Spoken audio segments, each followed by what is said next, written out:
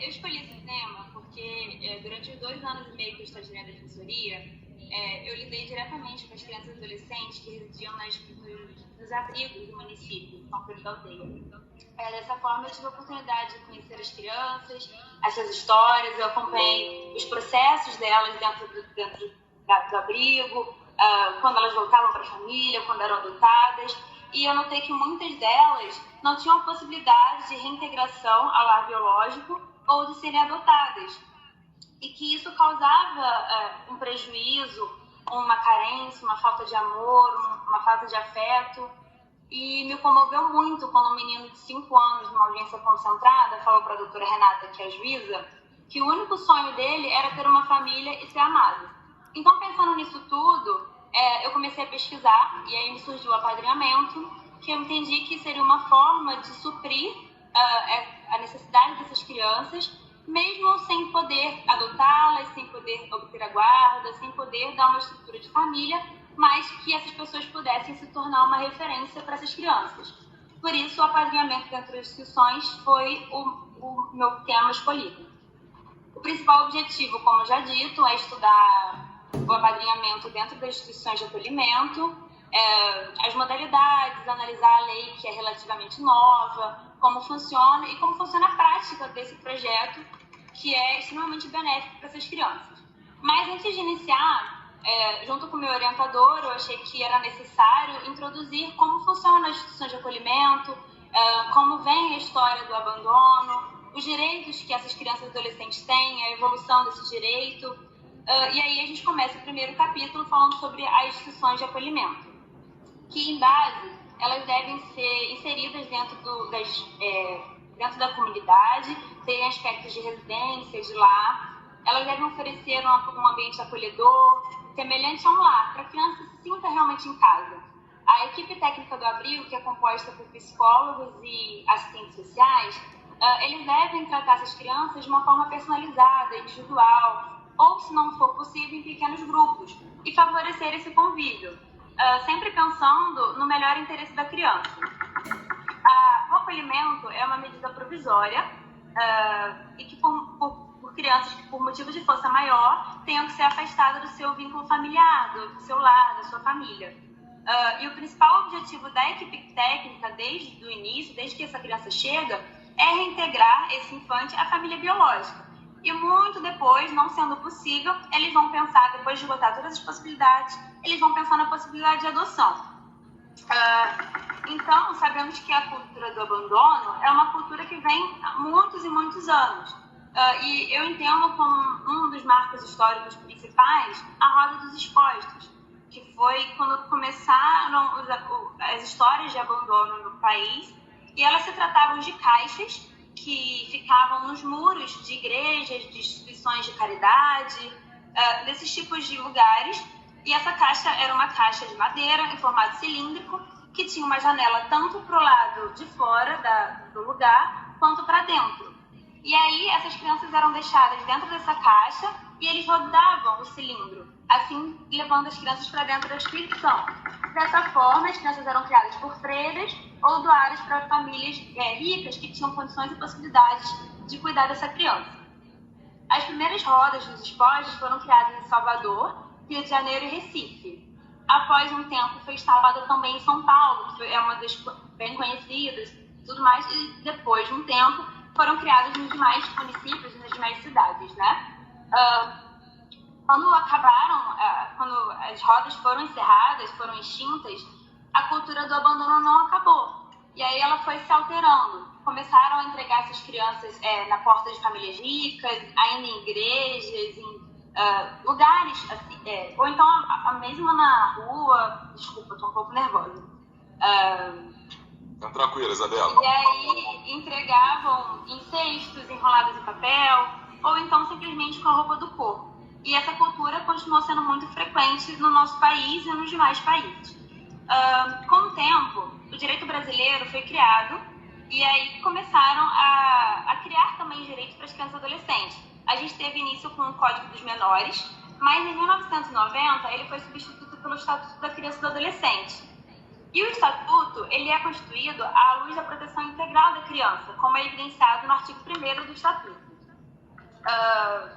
Eu acho importante também destacar outros direitos que o Estatuto traz, que também vem na Constituição, vem no artigo 4 do ECA e na 227 da Constituição, que são os direitos à vida, à saúde, à alimentação, educação, esporte, lazer, cultura, respeito, liberdade, entre outros direitos que, se eu citar, eu vou passar dos 10 minutos com certeza.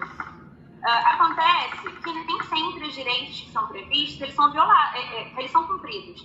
Então, esse estatuto já trouxe previsões para garantir esses direitos, ou então, caso eles sejam violados, para manter a dignidade e tirar essas crianças da situação de vulnerabilidade.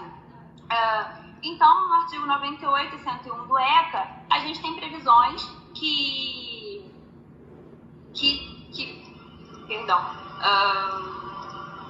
são aplicadas em caso de não ser cumprido. Então, o acolhimento institucional é uma dessas medidas que são citadas no artigo 101. Quanto ao acolhimento institucional, uma das maiores razões pela qual leva o acolhimento é a negligência por parte dos pais ou responsáveis dessas crianças, seguido pela dependência de drogas, álcool, o abandono também é um dos mais citados, a violência doméstica e sexual também, e por último, eles citam a carência de recursos. É uma coisa que aqui na região eu vi bastante. Quando os pais não têm condições de dar alimentos, os materiais básicos para essas crianças, então eles recorrem à assistência social e pedem para essa criança ficar provisoriamente nesse abrigo para que não fique sem uma referência, sem ter o que comer e etc. Então, é um dos motivos, sim, que também leva ao abrigamento. E aí eu encerro o primeiro capítulo dessa forma. Adentrando o segundo capítulo, a gente se depara com a socioafetividade, que é uma expressão criada pelo direito brasileiro que representa a relação forte de um vínculo afetivo entre duas ou mais pessoas, demonstrando amor, carinho, respeito.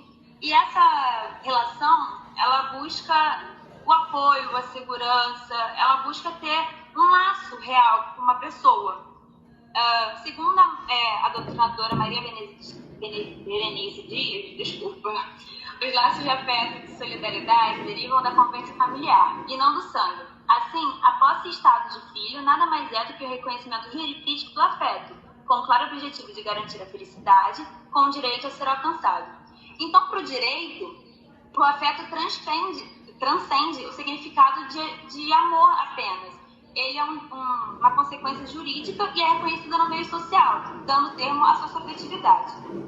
Atualmente, o Supremo, as decisões, as jurisprudências, elas estão evoluindo referente ao apadrinhamento, à socioafetividade, e elas estão gerando repercussões extremamente positivas, como, por exemplo, na ação de negatória de paternidade, o exame de DNA. Antigamente, ele era imprescindível. Hoje em dia, ele não deixa de ser, mas ele não tem mais valor absoluto, visto que as equipes técnicas também olham a parte social, a paternidade afetiva, e então não só o sangue é necessário, e sim a relação que as pessoas criaram, que você não pode não ser pai sanguíneo, mas a criança pode ter com você um vínculo sanguíneo muito importante para o desenvolvimento dela.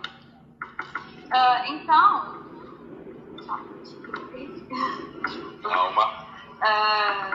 então é basicamente isso, a importância da afetividade e o entendimento jurisprudencial.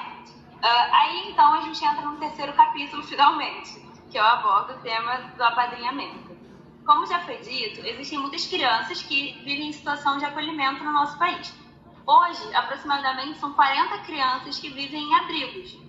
E muitas delas não conseguem, como já foi dito também, voltar para o lar biológico ou serem adotados por diversos fatores. Às vezes, os adolescentes são um pouco mais difíceis de serem adotados, por já serem grandes, já trazerem sua bagagem. Às vezes, as crianças que têm dificuldade ou uma deficiência, que é ainda mais difícil. A gente tem um caso aqui em São Pedro, do Luiz Felipe, que ele é autista, e dificilmente essa criança vai conseguir ser adotada, porque é complicado para um ser humano simplesmente pegar esse encargo de adotar uma pessoa que é autista, que não gosta de toque, que a relação é complicada. Então, dificilmente essa criança tem a possibilidade de sair do abrigo. Então, por isso, foi criado o apadrinhamento, para tentar suprir essas ausências e essa falta de amor. E o apadrinhamento não obriga a pessoa a, de fato, ser a guarda, adotar, nada disso. É só simplesmente um padrinho, como um padrinho que a gente tem na vida comum. Isabela, desculpa a interrupção, mas só para te lembrar que você tem mais 5 minutos. Tá, tô acabando. A sugestão que eu te dou é que você relate um pouco da sua experiência da pesquisa de campo e vá à sua conclusão, por gentileza. Tá bom? Tá. Então, a gente sabe que nessas instituições as crianças têm o apoio, só que não como deveriam. Então, tendo essas ausências, geram problemas no desenvolvimento, como, por exemplo, torna a pessoa agressiva e tudo mais pela falta de afeto, falta de ter alguém com ela, de fato, além dos muros das instituições. Então, elas procuram pessoas, como já dito, dispostas a criarem esses vínculos. A Lei 13.509, que alterou o Estatuto da Criança e Adolescente, incluindo o apadrinhamento, ela é um pouco omissa e ela deixa livre para qualquer programa escolher a forma que vai atuar. E ela também é omissa em relação à sanção que esse padrinho teria caso ele não cumpra, abandone o programa e tudo mais. Então aí a gente vê um problema nessa lei. Eu vou tentar então pular um pouquinho, desculpa. Por favor. Eu fiz uma pesquisa de campo com os abrigos aqui de São Pedro, que é o CAM, que é a Casa de Acolhimento, e com a Aldeia da Infância Feliz. E durante essa pesquisa, a gente chegou à conclusão de que o tema é muito novo e pouco divulgado.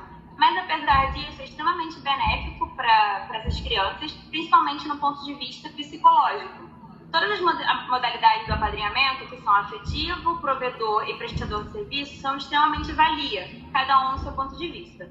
E o que a gente mais destaca é a importância da equipe dos psicólogos dentro do abrigo, para que essa criança entenda, e para que isso dê certo, essa criança tem que entender que o apadrinhamento não se trata de adoção, de guarda, não tem que criar essa esperança. Então a equipe tem que se planejar para deixar claro que essa criança simplesmente vai ter um padrinho, vai ter uma referência, mas que não vai ser pai, não vai ser mãe. E outro ponto também que a equipe tem que planejar muito é o ciúme entre as crianças, porque a criança que é abrigada, a criança que não é apadrinhada, ela cria um ciúme natural em relação às crianças que são. Então, é basicamente isso, trabalhar o psicológico dessa criança.